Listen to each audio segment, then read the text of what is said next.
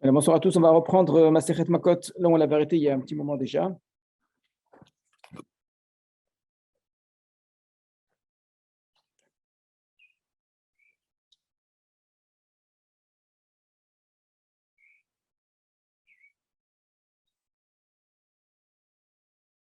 Donc Masechet Makot, Daf Yud Aleph, Amoud Aleph, la Mishnah. On avait vu plusieurs règles concernant le Goël Adam, concernant le Rotser Pishgaga, donc celui qui a tué de manière involontaire, et toutes les règles concernant celui qui doit, donc ce qu'on appelle le vengeur du sang, qui a la possibilité de le tuer, comment y échapper, etc., les villes de refuge, tout ça, c'est ce qu'on a traité jusqu'à présent. Maintenant, on va revenir sur une nouvelle règle particulière qui est écrite dans la Torah concernant justement cet homme qui doit aller dans une ville de refuge parce qu'il a tué de manière involontaire. Encore une fois, c'est un homicide par accident ici. Donc, puisqu'il a tué de manière involontaire, il doit donc aller dans une sorte d'exil dans une ville de refuge. La Mishnah dit la chose suivante. Echad mashuach beshemen amishra. J'ai oublié de vous mettre en partage d'écran, excusez-moi. Je l'ai perdu, je ne l'ai plus. J'avais l'écran juste avant, excusez-moi.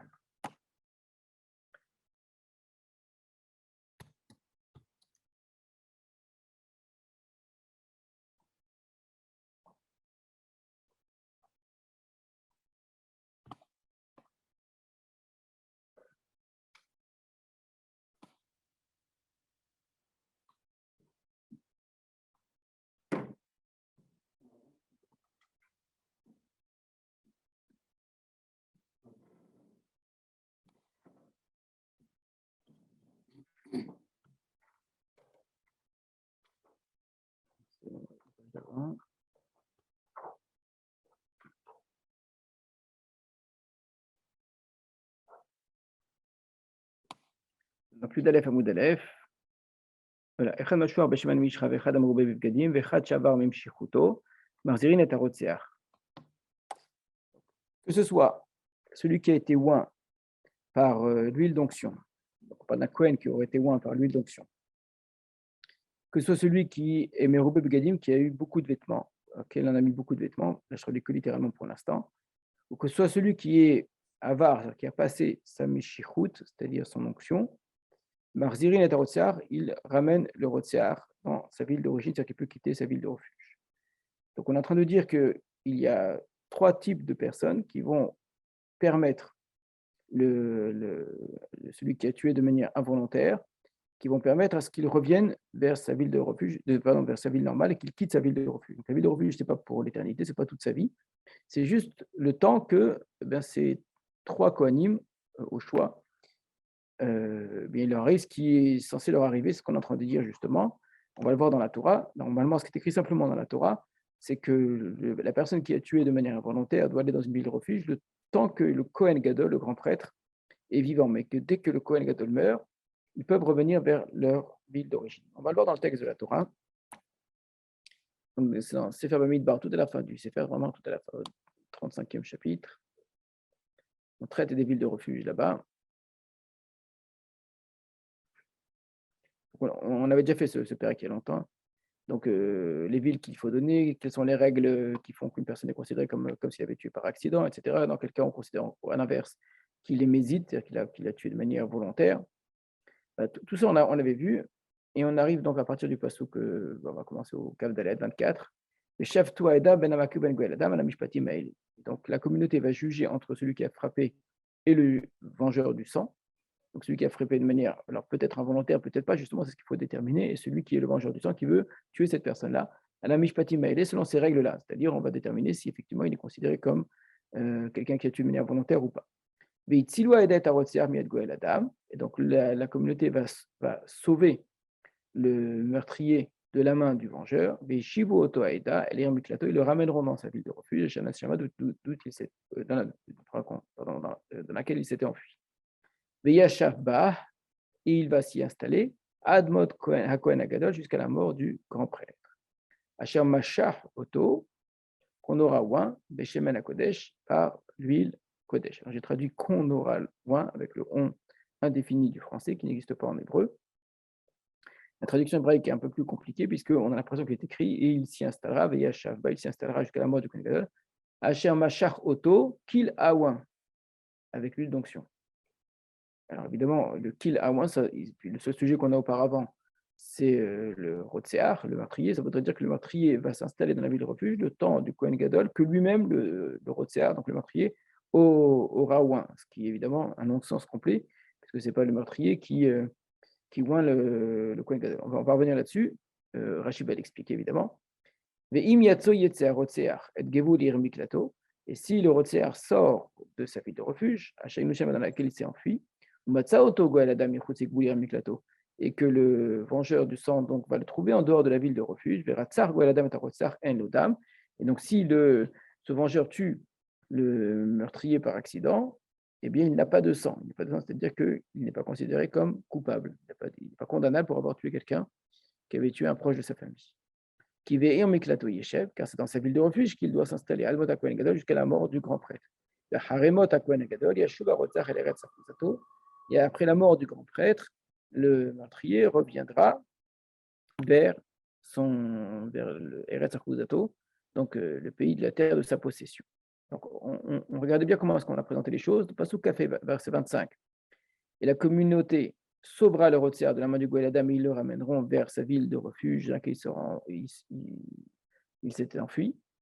Il s'y installera jusqu'à la mort du Kohen Gadol. Ça veut dire qu'après la mort du Kohen Gadol, il pourra en sortir. Donc on le dit déjà une première fois. Il s'y installera jusqu'à la mort du Kohen Gadol avec cette bizarrerie qu'il avait oint, ou qu'on avait oint, je vous ai dit dans l'introduction normale.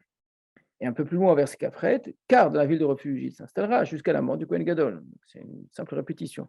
Et après la mort du Kohen Gadol, il reviendra, ce qu'on aurait compris. Donc c'est une façon de dire une chose et de la répéter dans l'autre sens. Donc il doit rester jusqu'à la mort du Kohen Gadol, ce qui veut bien dire que la mort du Kohen Gadol, il pourra retourner dans sa terre de possession. C'est au Perek Lamed He de Bamidbar.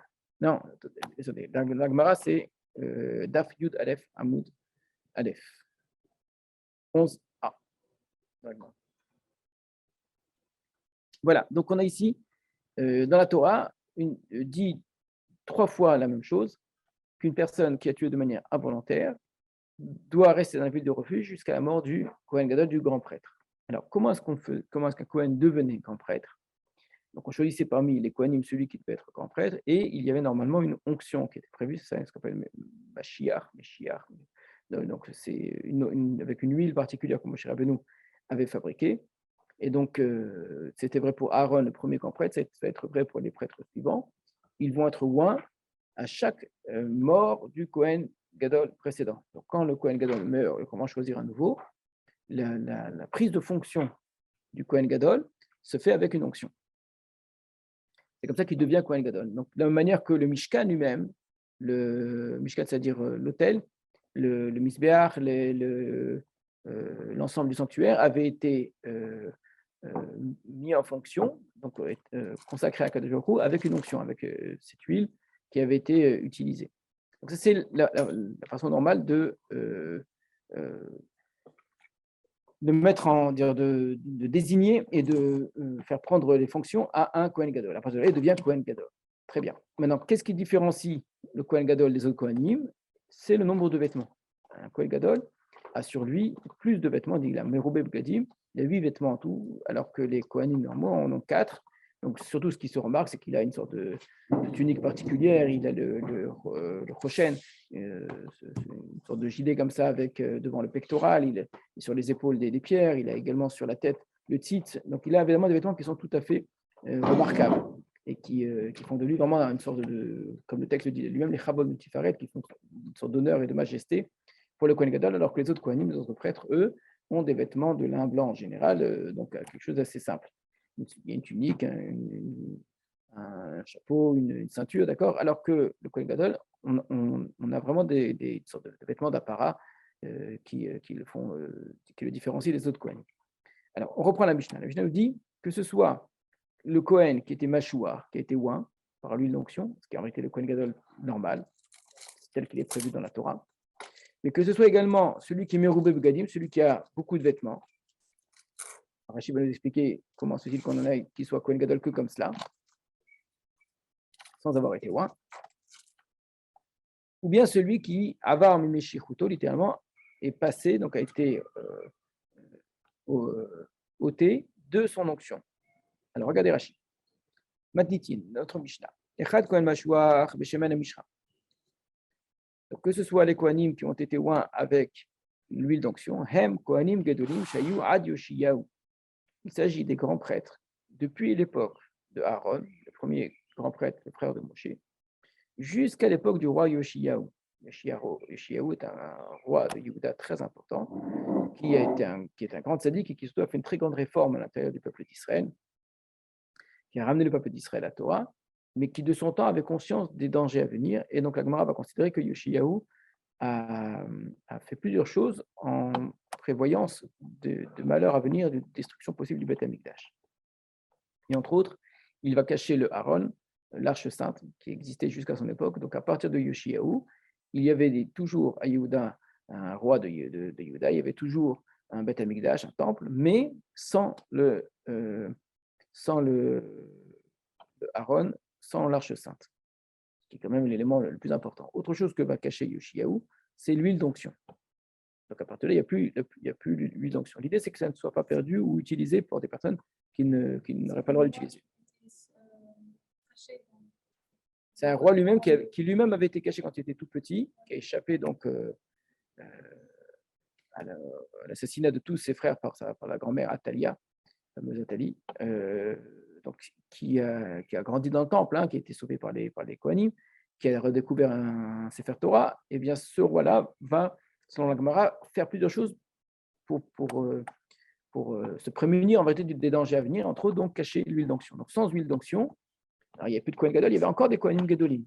Mais cela ne se faisait plus avec l'huile d'onction. Donc quand un Kohen Gadol mourait, il était remplacé par un Kohen qui portait les vêtements des Kohanim Gadolim, qui remplissait la fonction de Kohen Gadol. Donc il faisait la voda du Kippourim, le jour de Kippour, etc. Mais qui n'avait pas été oint par cette huile d'onction. D'accord? Alors la Gemara, elle, en vérité, dans Royot, va montrer les différences. Il y a des toutes petites différences. Il y a un sacrifice qui peut ou pas amener. D'accord? Ça change quelque chose, un petit truc. Dans la halakha, effectivement, s'il a été oint avec l'huile d'onction ou pas. Mais en général, il est le Kohen Gadol. Troisième type de Kohen, on va voir dans Rashi. Donc, non, on n'a pas fini Rashi, excusez-moi. Donc, je vous remets la Gemara.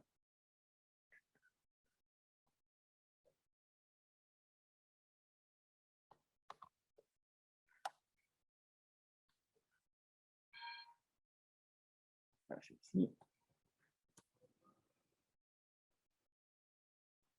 Et Shuv Leonim Shecho Kohanim, et donc plus jamais les Kohanim ont été oints. Et on ne reconnaissait la grande prêtrise, Bahem, à leur sujet, et la Beribui Begadim, que par la multiplication des vêtements, chez Meshamesh Bechet Begadim, parce que lui portait 8 vêtements alors que les autres Kohanim en portaient 4.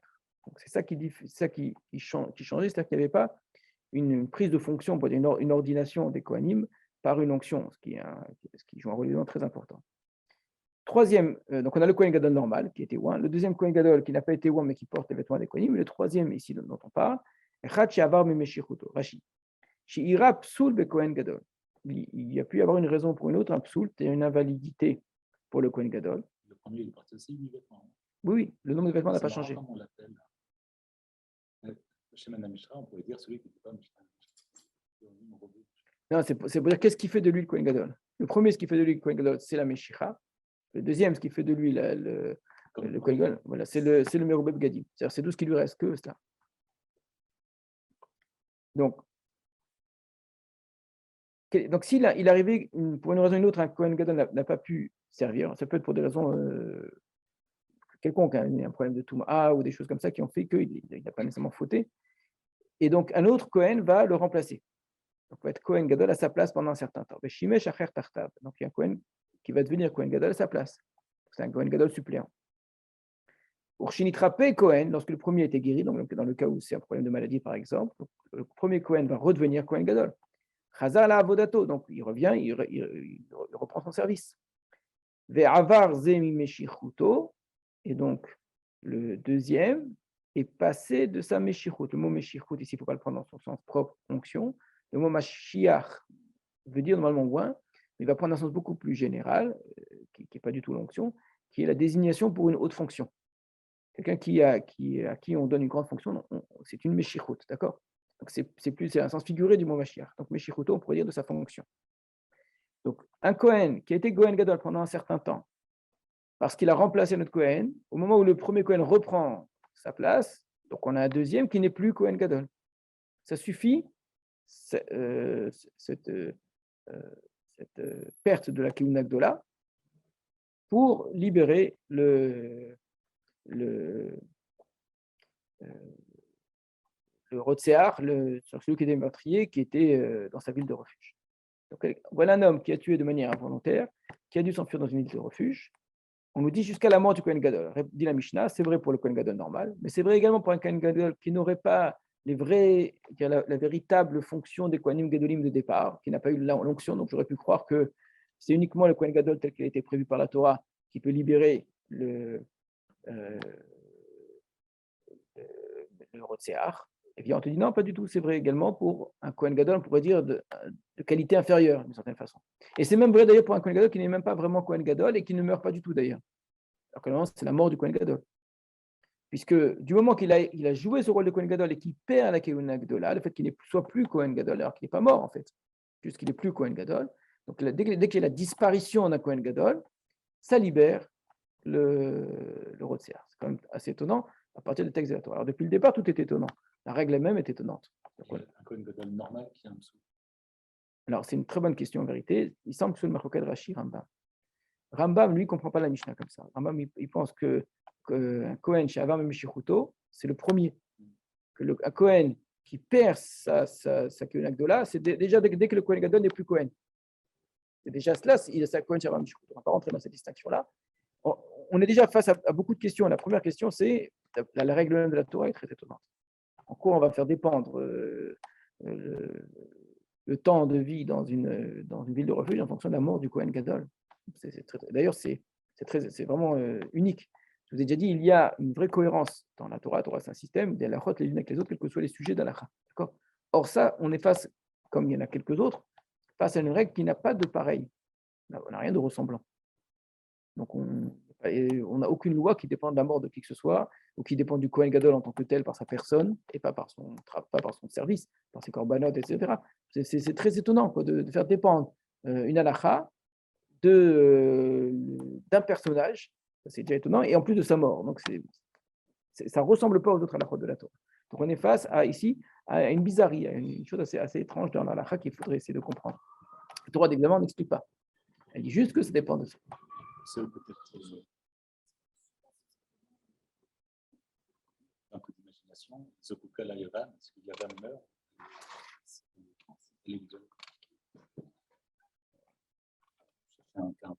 Alors, dans le cas du Yabam, c'est un peu différent quand même, parce que c'est un lien qui existe directement entre eux. D'accord ? Elle est attachée à cet homme-là parce qu'elle est censée se marier avec lui. D'accord ? Donc, il y a une sorte d'obligation qui existe.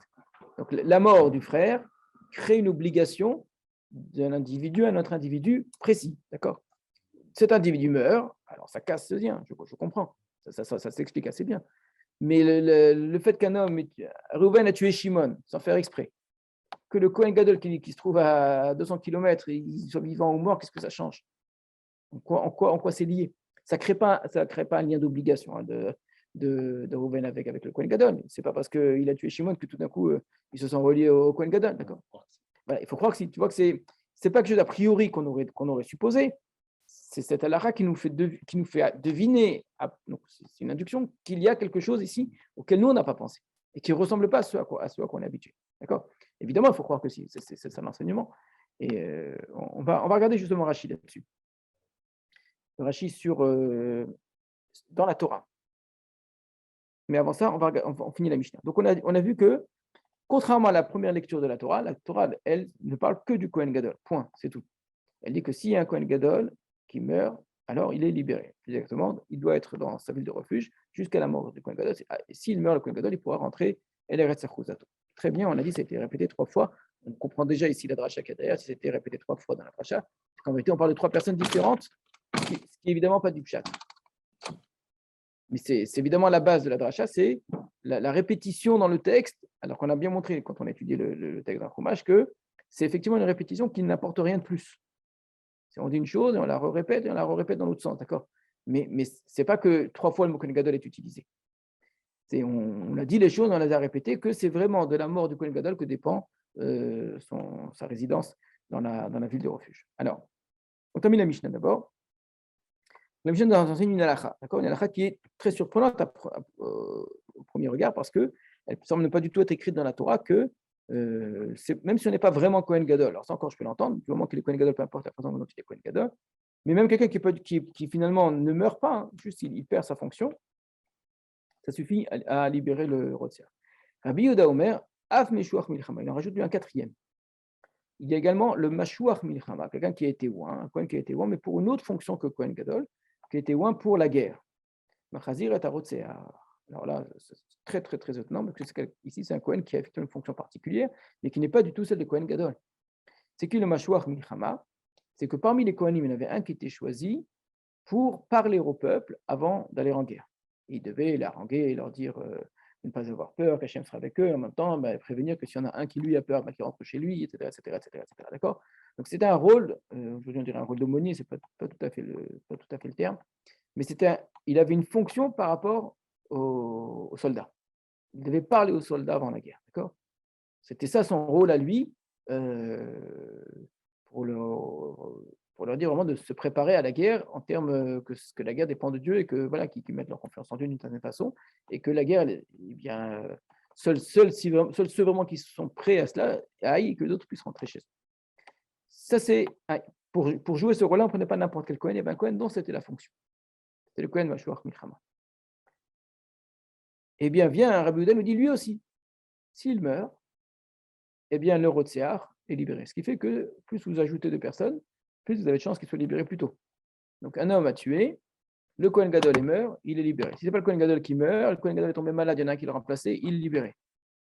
Alors, ce n'est pas ça qui meurt, celui qui a la fonction de Mashuach Milchama, il meurt, il est libéré aussi. D'accord? On voit bien qu'on s'éloigne de la Torah. La Torah, elle a parlé du Kohen Gadol.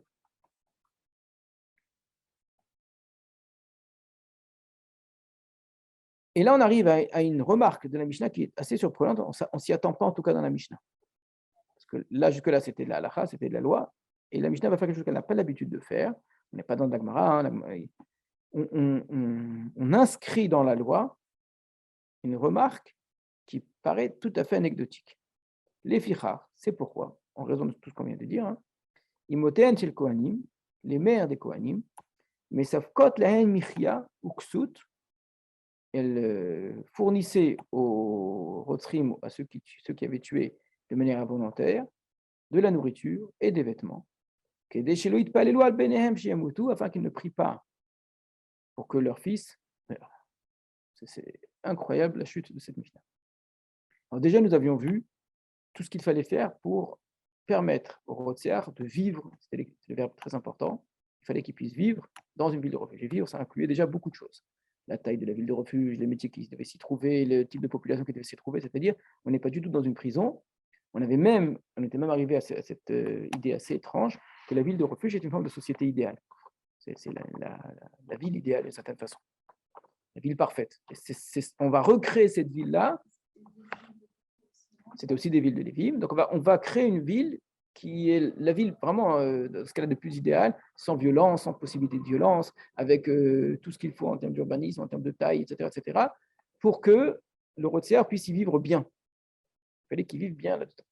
Donc c'était déjà, c'est pas facile d'être en exil, d'être loin de chez soi, bien sûr, mais on faisait en sorte que là où il était, c'était une véritable vie qu'il puisse mener. Et là, on ajoute qu'en plus, il était un petit peu gâté, parce que les mères des Kohanim faisaient en sorte que les Rotzrim reçoivent suffisamment de nourriture pour dire, voilà, ça vient de la part de la maman du Kohen Gadol, avec un sous-entendu, ne prie pas pour qu'il meure, hein, d'accord? Alors, je ne sais pas combien il y avait de Rotzrim à l'époque. Si on regarderait aujourd'hui, ça ferait beaucoup de monde. Si on s'en tient à ce qu'on disait d'un point de vue idéal, tout cela est fait pour éviter qu'on en arrive à des accidents, justement. Donc, il y avait peut-être, si ça marchait, donc il y avait peut-être très peu de Rotzrim, même de manière accidentelle. Parce qu'on a montré que l'accident est lié à la négligence et que c'est une façon de traiter la négligence. De fait, s'il y avait, comme aujourd'hui, beaucoup de Rotzrim, Vous imaginez les budgets des mamans de Kohanim pour aller nourrir pendant des années et des années et des années et des années. Alors surtout que je ne sais pas si la maman vit plus longtemps que le fils, mais il y avait un moment, enfin, sur la nature des choses, c'est la maman qui part avant le fils. Et là qui est-ce qui va prier pour lui? Donc c'est très étrange comme fin, d'accord? A priori, c'est une anecdote à laquelle il ne faut pas attacher beaucoup d'importance. Je veux bien que ce soit vrai, d'accord, qu'effectivement, les mamans étaient un peu inquiètes pour leur fils, sachant que de la mort de leur fils dépend la liberté de quelqu'un d'autre. C'est lourd à porter, donc ils avaient un peu peur. Donc, mais on mettrait ça, je ne sais pas moi, sur le compte de la superstition, et que même si elle doit manger, ça passe sa place dans la Mishnah. En plus, ça veut dire que c'est des tuiles qui marcheraient. Voilà.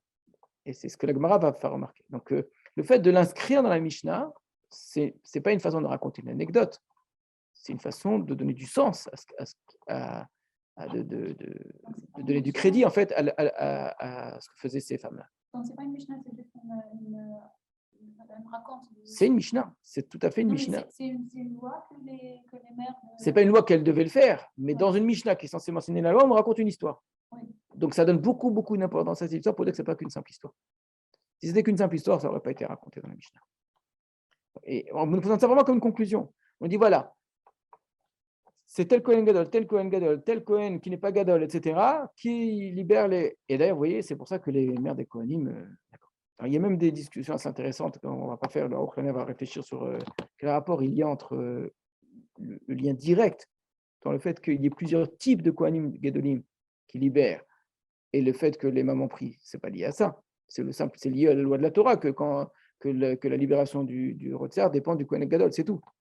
Ce n'est pas du fait qu'il y ait le Mashiach Milchama, qu'il y ait le Meroubé Begadim, etc.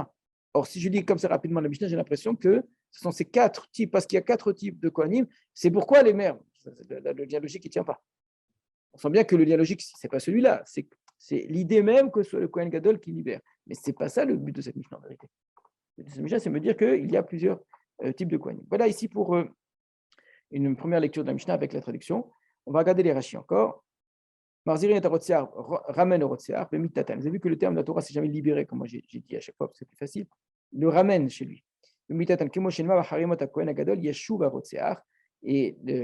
comme c'est écrit, après la mort du Kohen Gadol, le Rotziar reviendra vers le pays de sa possession. Mashuach Milchama, c'est qui le Mashuach Milchama? Kohen Mashuach, le Kohen qui était oint. L'Omar, ben Milchama, Tzorka Milchama. Il était moins pour faire quoi? Ou nommé pour faire quoi? Pour dire au moment de la guerre les besoins de la guerre, à l'Irach, les Vaprem, n'ayez pas peur, etc. Et tout le sujet qui se trouve dans Sefer Devarim au chapitre 20. Donc, vraiment une Mishnah qui pose beaucoup, beaucoup de questions. La loi de la Torah elle-même déjà pose des questions. En quoi la mort du Kohen Gadol est liée à ce qui se passe dans les villes de refuge? Pourquoi y en a-t-il d'autres que le Kohen Gadol lui-même? C'est quoi cette histoire de la maman? Voilà. Il y a beaucoup de choses. La Gemara va développer tout ça. On va quand même regarder Rashi sur la Torah. Rashi sur la Torah traite un petit peu de cette question. Donc je suis au chapitre 35.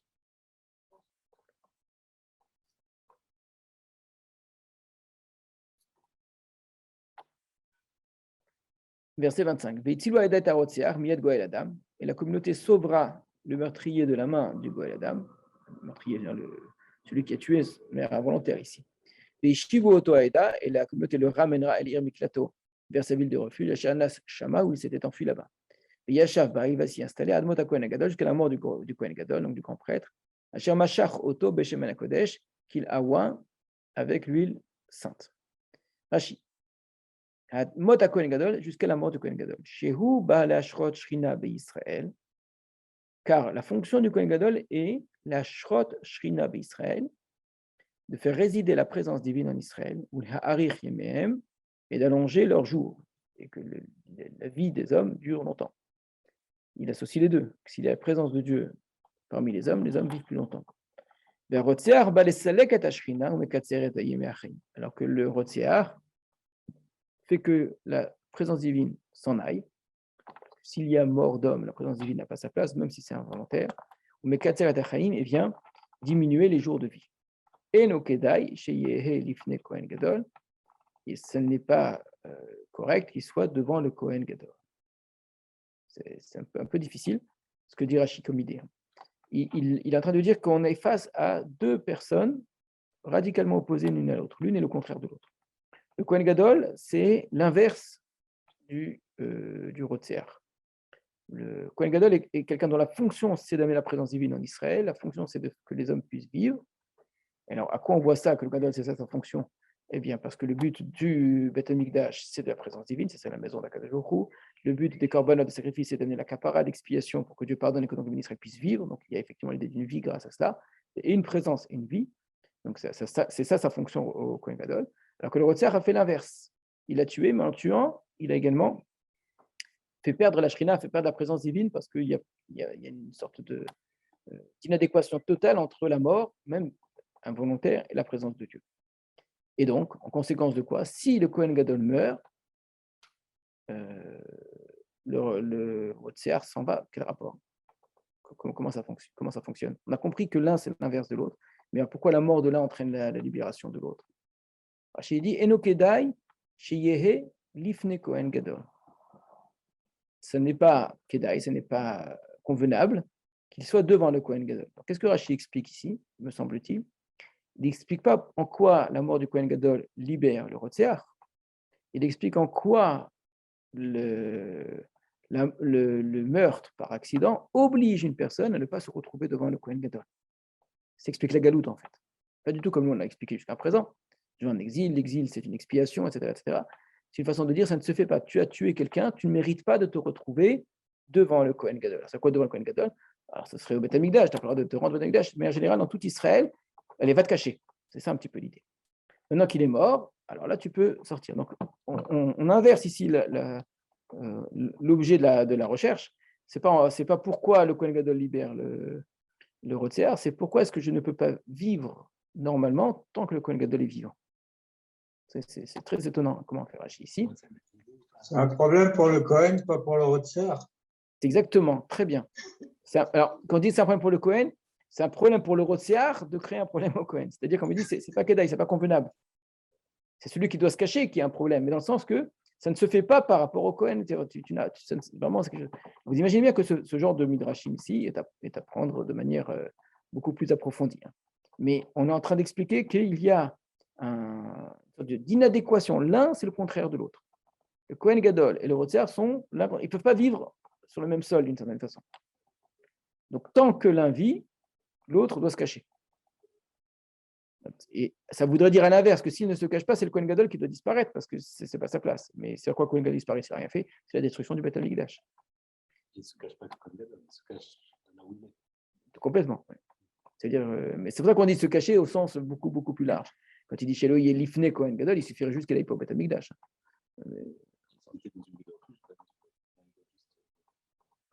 Oui. Le Rotzer, il n'a pas le droit de sortir pendant les 3 fêtes. Il a le droit nul. Non, il a le droit de sortir jamais. Jamais, jamais, jamais. On aurait pu dire que ça. Et pourtant, c'est vrai, d'après ce que dit Rashi, on aurait pu se suffire juste qu'il ne doit pas aller aux fêtes de pèlerinage. Non, la règle, c'est que du moment que le Kohen Gadol est vivant, il doit se mettre dans la vie de refuge, un point c'est tout, déjà méchamment sortir. Mais je pensais peut-être pour les. Même pas pour les régalim, rien du tout, vraiment. Donc c'est surprenant comme explication que Rashi choisit ici. Ce n'est pas de lui, évidemment, mais il reprend ici un midrash. Et ce qui est très intéressant dans ce midrash, c'est de présenter le Kohen Gadol et le Rotzer Bishgaga comme l'un qui est l'inverse de l'autre. Ça nous renvoie une fois de plus à ce qu'on avait déjà vu, cette question du meurtre qui entraîne l'exil, etc. On avait déjà montré que la source de tout cela, enfin la source, c'est peut-être pas la meilleure façon de présenter les choses. La première expression de ce lien-là entre le meurtre et l'exil, c'est l'histoire de Caïn et Hevel. Où là-bas, pourtant, c'était un meurtre volontaire, mais beaucoup d'éléments dans le texte ici semblent présenter ça comme un meurtre involontaire. Bien qu'il l'ait fait de manière volontaire, mais s'agissant du premier meurtre, il n'était pas conscient de ce qu'il fait, comment est-ce qu'il fait, etc. etc. D'accord ? Et c'est là-bas la première fois qu'on avait vu que le meurtre est suivi d'un exil. Tu vas devoir être na, tu vas toujours être en bouger, etc. Il y a quelque chose de ce type-là dans le meurtre, dans le fait de tuer quelqu'un. C'est comme s'il se rejouait un petit peu la scène de Caïn et Hevel. Or, dans l'histoire de Caïn et Hevel, l'enjeu là-bas, c'est un enjeu de Keuna. Puisque pourquoi Caïn a tué Hevel, parce que Caïn a joué le rôle du Kohen, du prêtre, il a offert un sacrifice que Dieu n'a pas accepté. Hevel a joué le rôle du prêtre que Dieu a accepté, et Caïn n'a pas supporté cela. Donc il y a un rapport à la prêtrise, c'est-à-dire au fait de servir Dieu avec des sacrifices, qui est l'enjeu premier du meurtre de Hevel par Caïn. Et, et là-bas, une fois que tu as tué le Kohen a été tué, il n'y a personne pour te libérer. Parce qu'il n'y a pas d'autre Kohen à ce moment-là. Donc, on retrouve des éléments, on n'est pas dans un schéma qui est reproduit, mais on retrouve des éléments qui sont ceux de la Keuna, donc du fait de servir Dieu avec des sacrifices, avec un autel, etc., du meurtre et de l'exil. C'est quand même assez fort comme lien. On avance un petit peu. Il y a une notion de Touma là-dedans? Non, a priori, non. Moi, je ne vois pas la notion de pureté, d'impureté directement. Je sais que la mort renvoie à l'impureté, hein, et que l'impureté, c'est quelque chose qui est effectivement contraire à la keuna, à la prêtrise. De fait, grâce à la notion de Touma, vous savez qu'il y a une sorte de lien très fort de la keuna à la vie. Le rapport des prêtres à la vie est extrêmement important. Et qu'effectivement, tout ce qui est lié à la mort est contraire à la prêtrise. C'est très important parce que ça va à l'encontre souvent de tout ce qui existait dans l'Antiquité, et pas que dans l'Antiquité. À l'inverse, on associe souvent la prêtrise, les prêtres, les sacrifices, etc., à la mort. Vraiment très fortement. Ici, c'est exactement le contraire. Tout ce qui est lié à la mort est en totale opposition, et on ne va pas juste dire une opposition, il faut que ce soit caché. Hein. Il faut que ce soit quelque chose de dissimulé. Hein. Il n'y a pas de place à la mort à l'endroit de la prêtrise. Rashi propose une deuxième explication. D'abord, les fiches, il y a le Kohen Gadol Itpalel, chez l'Oteira Takaloz ou Israël. Pourquoi ça dépend de la mort du Kohen Gadol cette fois-ci, clairement. Donc là, il va choisir l'explication que c'est effectivement la mort qui libère, parce qu'il aurait dû prier pour que ce malheur ne se produise pas en Israël. Donc, c'est une façon de rendre responsable le Kohen Gadol de la mort de celui qui est mort. Donc, qui est responsable? Celui qui a tué, c'est clair. Mais il n'est pas le seul à être responsable, parce que si le Kohen Gadol avait bien prié pour son peuple, et en reprenant la première explication cette fois-ci, avait bien permis à ce qu'il y ait la vie en Israël, que le but soit qu'il y ait de la vie dans le peuple d'Israël, eh bien, même la négligence de cet homme-là n'aurait pas eu lieu. Donc, on est responsable de la négligence d'autrui. Ça va loin en termes de responsabilité. Donc, ce sont des choses qu'on avait déjà traitées. Hein. Cette importance très, très, très forte qu'accorde la Torah ici, la Gemara, à la notion de responsabilité, avec l'idée qu'une responsabilité, c'est quelque chose qui s'enseigne. Et de dire « j'ai pas fait exprès », ça ne suffit pas. Il y a des sociétés dans lesquelles les gens ne font pas exprès de manière largement répandue. Mais ils font vraiment pas exprès. Et pourtant, c'est très, très courant. Il y a d'autres sociétés où même sans faire exprès, même en faisant pas exprès, on ne fait pas de bêtises, d'accord? Donc, c'est un degré de responsabilité qui change. Donc, là où il y a des négligences, il y a une sorte d'éducation à la négligence. Il y a une sorte de tolérance à l'erreur, tolérance à la mort. On accepte la mort, finalement. Et on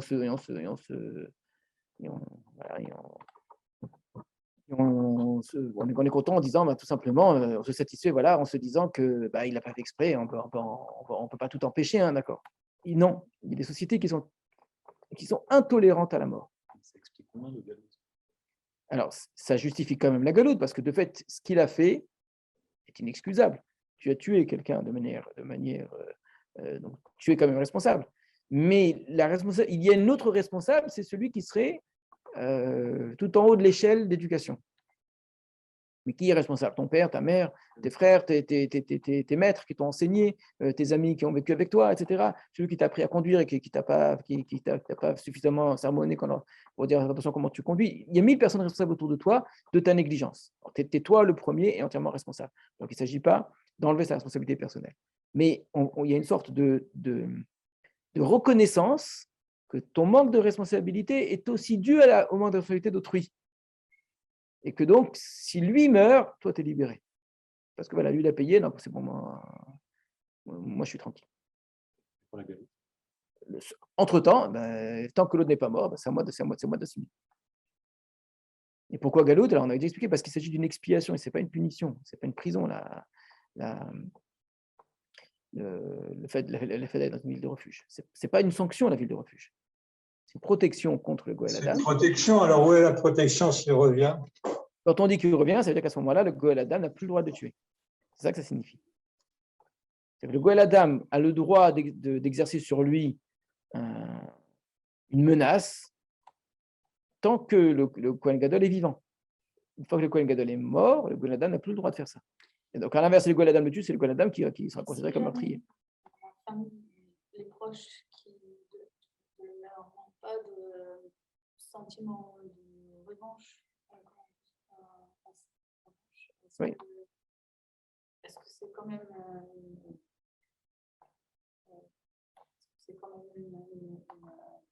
un danger de sortir Alors, il y a théoriquement, non, il n'y a aucun danger, il pourra sortir si personne ne lui court après. Bien sûr. S'il sait que la famille ne lui court pas après, il aurait le droit, il se fait non. C'est assez risqué péril. Mais on voit bien que c'est contraire à la Torah. C'est qu'en fait, il a quelque chose à expier malgré tout. Donc, c'est pas qu'une protection, c'est une expiation. Alors, ça nous ramène à ce qu'on avait déjà dit concernant le Goël Adam.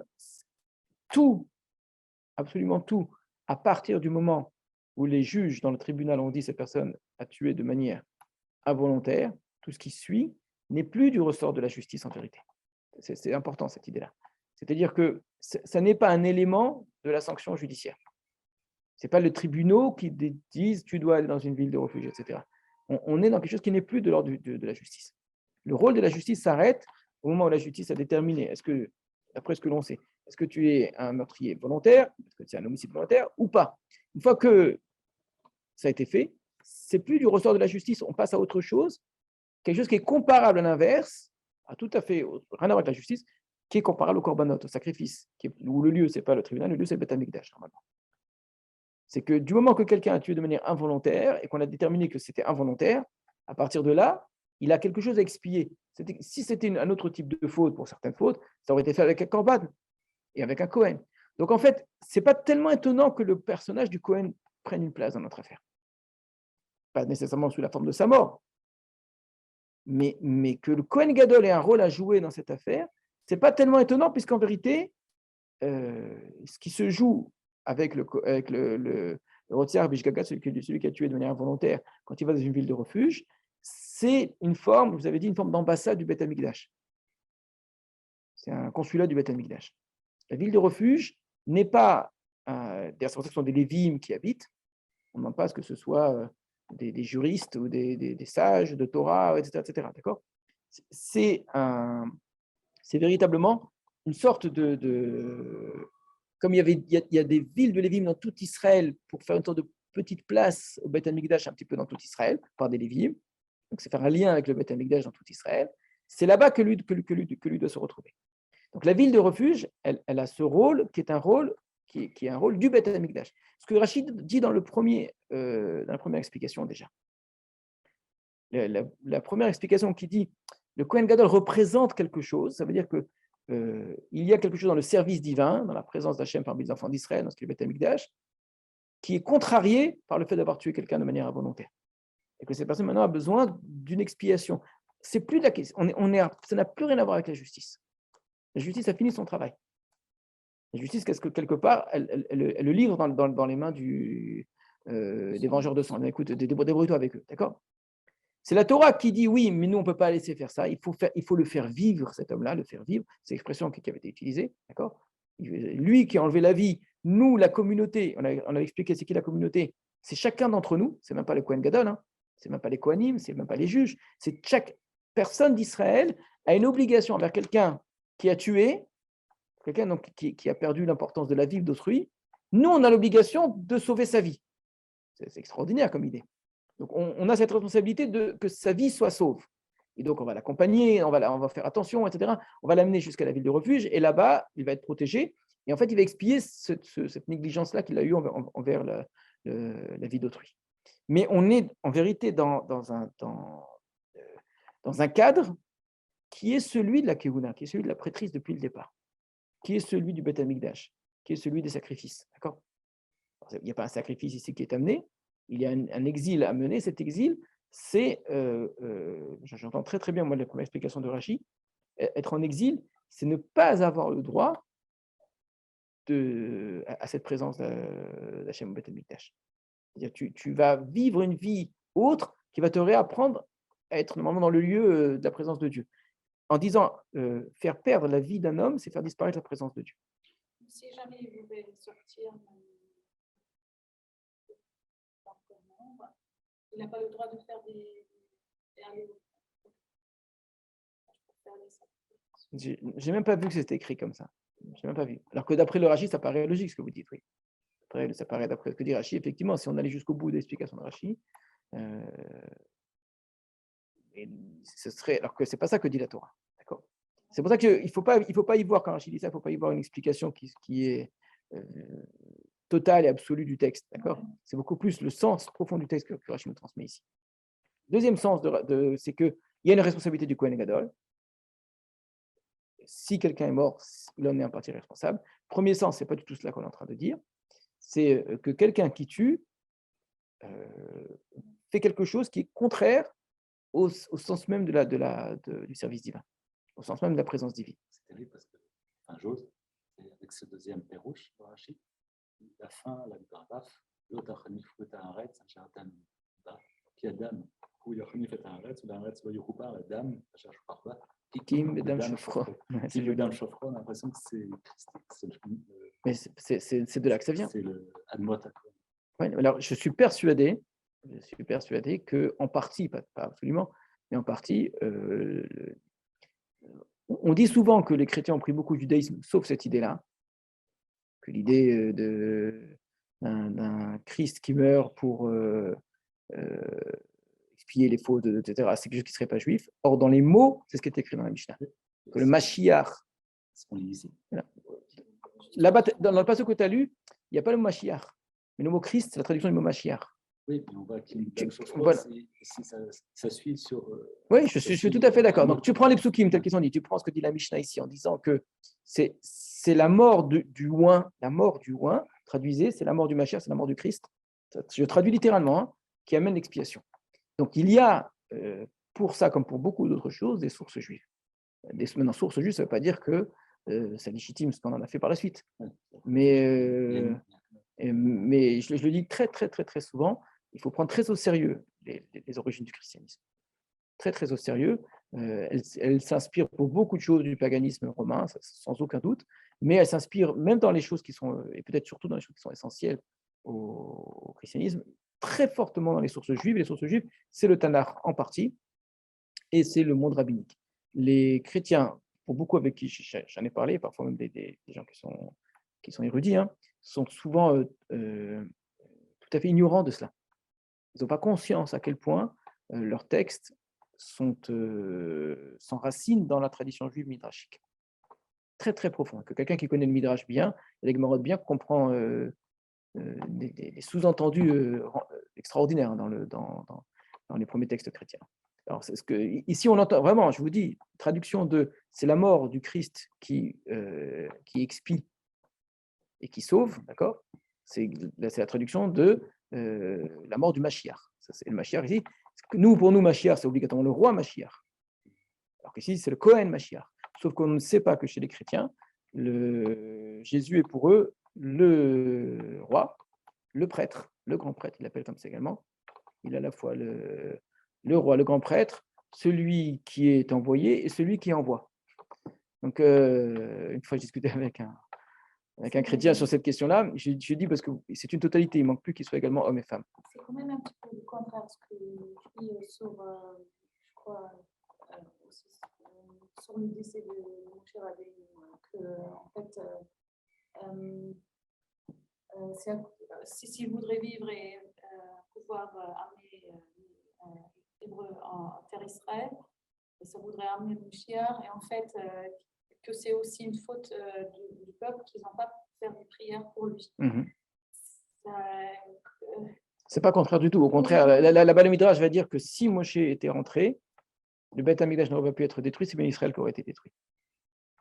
Donc, et il y a un Midrash très connu qui va dire que Mitat Tzadikim Echaperet, la mort des Tzadikim, expie. Et on va donner comme exemple Myriam, Aaron, Shaoul, même Shaoul, avec tout ce qu'on peut lui sortir comme faute, c'est considéré comme un Tzadik qui est mort. Il amène le pardon. Amène le pardon. Nadav Avihu, Keshem chez Mitat Tzadikim. Quelqu'un a écrit Keshem chez Efer Para Mechaper. De la manière que la cendre de la vache rousse, donc on retrouve ici la mort, etc. La manière que la cendre de la vache rousse expie, la mort des tzadikim expie. Donc cette idée d'une expiation qui vient avec la mort d'un tzadik, ici la mort du Kohen Gadol, etc., est une idée qui existe dans le judaïsme, qu'il faut bien comprendre. Il faut. J'ai plutôt compris que ça, en fait, à cause de ça, ils ne sont pas venus au temps de Moshiach déjà à l'époque, la sortie d'Égypte, 40 ans plus tard, et que le peuple, il a aussi, c'était sa responsabilité de faire aussi des prières pour. Oui, c'est entièrement vrai, mais ça n'enlève pas l'idée que sa mort à lui amène une capara. Oui, certes. Le fait qu'il soit mort, ça amène une expiation. Alors, là, on n'a fait que dire des choses qui doivent être comprises. Hein. On ne peut pas prendre ça comme ça. Mais j'essaie de vous faire comprendre que ces idées-là existent dans la Torah et elles peuvent ensuite être reprises et développées, élargies à un sens qui n'est plus du tout celui de la Torah. D'accord ? À aucun moment on dit que le Kohen Gadol, par sa mort, va expier toutes les fautes de sa génération. On est en train de parler de quelqu'un qui a tué de manière involontaire. C'est quelque chose de très précis. Alors que dans d'autres sources, pour Myriam, etc., on parle de manière beaucoup plus générale. La mort du tzaddik expie à sa génération. Et ça veut dire quoi ça? C'est quoi l'histoire des cendres de la vache rousse qui serait derrière, etc. Alors, on allait un peu trop loin là. Hein. On va revenir à notre texte. Ce qui m'intéresse, c'est de retrouver une fois de plus des choses, je dis une certaine cohérence dans la halakha. Là, on s'est permis beaucoup de digressions qui vont loin par rapport au texte. Hein. Si on reste vraiment arqué sur le texte, il y a une cohérence malgré tout. C'est que ça nous rappelle quelque chose de très fort. On est dans un cadre qui n'est pas celui de la justice. On n'est pas dans la sanction judiciaire. C'est des choses que la justice a fait, nous sont pareil. On est dans quelque chose qui est l'expiation de celui qui a tué de manière involontaire. Et là, le Kohen a un rôle à jouer, effectivement. Donc, il ne faut pas tellement être étonné qu'il ait la place du Kohen. Ce qui est étonnant, par contre, c'est pourquoi ça dépendrait de sa mort. Ça, par contre, c'est tout à fait étonnant. C'est ça l'aspect très, très, très, très bizarre. Jusqu'ici, on savait que c'est par son service, par sa avoda, qu'il amène des expiations. Lui, Kohen Gadol, le Kohanim aussi, sa mort à lui, elle n'est pas. Elle joue a priori en rien. D'accord ? Alors, on a vu les deux explications de Rashi. Hein. Première explication de Rashi, elle est dans l'autre sens. C'est pourquoi est-ce qu'il doit aller en exil? Parce que ce n'est pas convenable que le Kohen Gadol soit en vie alors que lui a tué. Le Kohen Gadol n'aurait rien à se reprocher. Au contraire, il reprend une forme d'idéal devant lequel l'autre n'a qu'à se cacher. Alors maintenant que lui, il est mort, alors on peut le libérer. D'accord ? Ça, c'est une première chose. Deuxième explication dans l'autre sens, qui est le Kohen Gadol meurt, l'autre est libéré parce que le Kohen Gadol paye un petit peu lui aussi pour la faute du Rotzer. Regardez les Ibn Ezra. Il y a des liens, mais ce n'est pas pareil non plus. C'est très important de bien voir comment sont deux idées très fortes. Ibn Ezra, Admot, jusqu'à la mort, Yeshomrim. Admot, Ad Chipuz. Ça, on s'en fiche, on va sauter ce morceau, il ne m'intéresse pas. Deuxième, Admot à Kohen Gadol, jusqu'à la mort du Kohen Gadol. Deuxième, Ibn Ezra. Kiwa Mechapea Be'ad Israël. Car c'est lui qui vient amener de manière générale l'expiation sur le peuple d'Israël. Vezeh Ameora Ira Beyamav. Or, cet événement s'est produit durant sa vie. Donc, ça rejoint la deuxième explication de Rashi. Il n'a pas parlé ici de tfila, de prière, mais l'idée, elle est très proche. C'est de dire le Kohen Gadol a pour fonction d'amener l'expiation pour le peuple d'Israël. C'est ça son rôle. Donc, en tant que tel, il aurait dû le faire. Et donc, ça s'est passé durant sa vie. Alors, c'est normal qu'une fois qu'il meurt, alors l'autre soit expié pour ce que le Kohen Gadol n'a pas réussi à faire. Très bien. On va regarder rapidement le Moreh Nevuchim sur cette question-là. On en avait déjà parlé. Le troisième livre de Moreh Nevuchim est un livre qui traite du sens des mitzvot. Il va donner un sens très rapide, vraiment succinct, à toutes les mitzvot de la Torah. Il va les classer par groupe. D'ailleurs, ça va mettre en relation avec son Mishneh Torah, tel qu'il avait classé toutes les mitzvot. Et il arrive, par exemple, à la question du Rotsear Bishgaga. Donc, Ve'omnam, Hiyot Rotsear Bishgaga Golé, le fait que le Rotsear Bishgaga, celui qui a tué de manière involontaire, aille en exil, Houlé Ashkit Nofesh Goel Adam, afin de calmer l'âme du vengeur de sang, de manière à ce qu'il ne voit pas celui par qui le malheur est arrivé, par sa main. Pourquoi est-ce qu'on lui demande d'aller dans une ville de refuge? C'est intéressant, le Rambam ne nous dit pas pour le protéger du Goël Adam, il dit pour que le Goël Adam ne le voit pas. Parce que s'il le voit, ça va lui chauffer le sang, d'accord? Alors on le met de côté. Donc, il élargit beaucoup. manière beaucoup plus large, le simple fait de protéger du Goël Adam.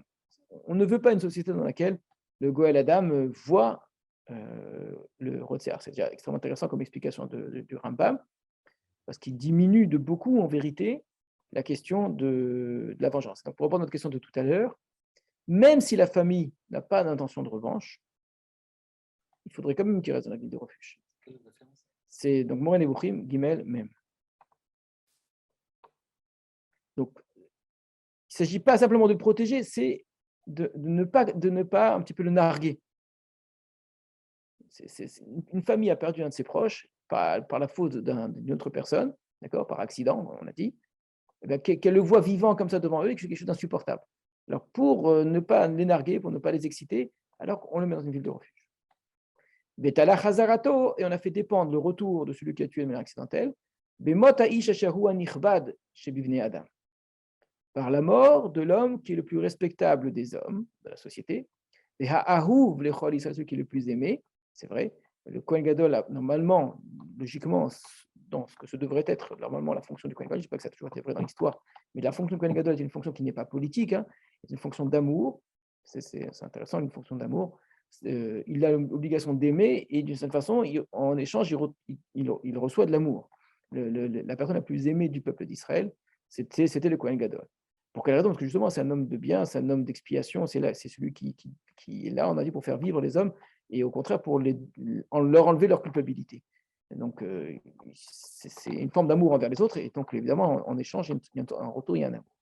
Eh bien, la mort de cet homme qui est le plus respectable et le plus aimé du peuple, chez Bezet Anouar Da'at Goel Adam, Ashanera Kerovo, par cela, donc par cette mort-là de la personne aimée, la personne la plus populaire qui est aimée, le vengeur de sang, eh bien, son esprit va se calmer.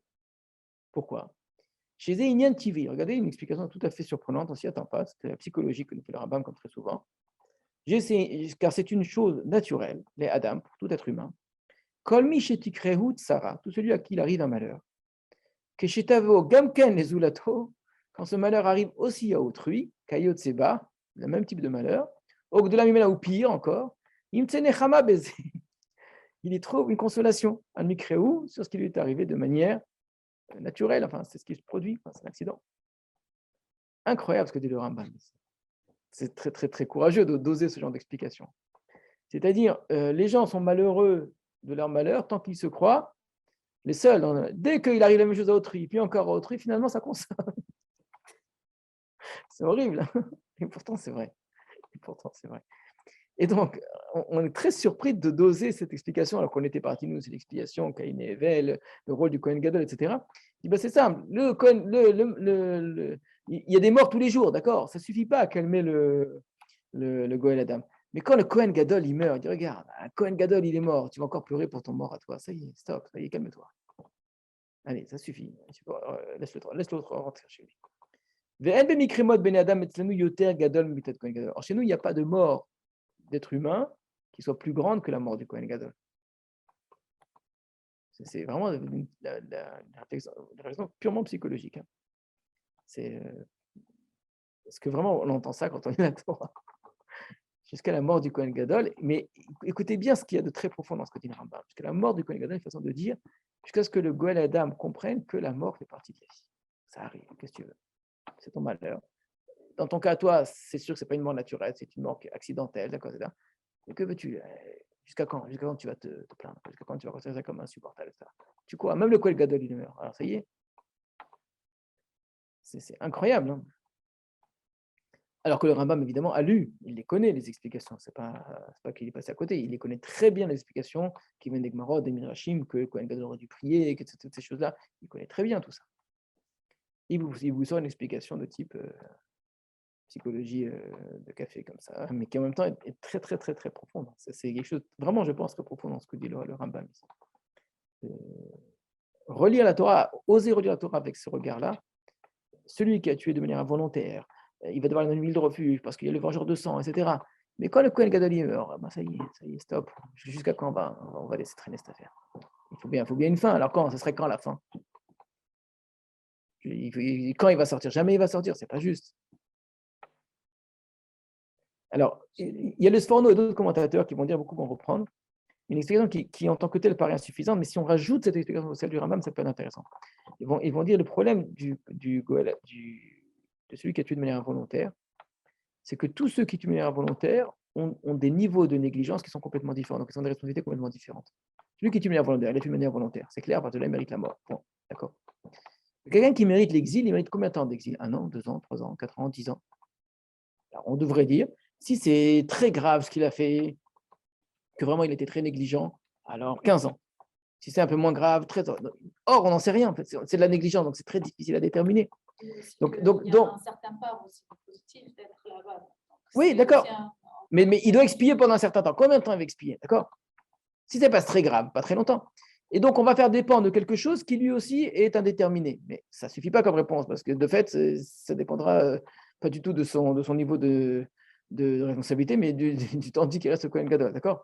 Alors, si on associe ça à ce que dit le Rambam, c'est intéressant quand même. C'est de dire que je retiens du Sforno que c'est vrai qu'une fois qu'il va dans la ville de refuge, la Torah semble dire dans la ville de refuge quoi? Oui, mais jusqu'à quand? D'accord, il doit expier, mais pas toute sa vie. Mais c'est pas juste. Alors, il faut bien une fin. Et c'est là que la Torah nous sort cette histoire de la mort du Kohen Gadol. Et on peut entendre ce que dit le Rambam aussi, qui est de dire jusqu'à ce qu'on comprenne que la mort, c'est normal, quoi, c'est tout. Qu'est-ce que tu veux? Alors, puis sortir notre mort, jusqu'à ce que quelqu'un d'autre de la famille meure, etc. etc. Donc, ça paraît évidemment beaucoup plus pchat, ce que dira Rashi ou d'autres, qui vont paraître peut-être plus profond, hein, de dire qu'il y a quelque chose de plus particulier au Kohen Gadol dans sa fonction en tant que kapara, etc. etc. Voilà, on va s'arrêter là aujourd'hui. À très bientôt. Bezrat Hashem.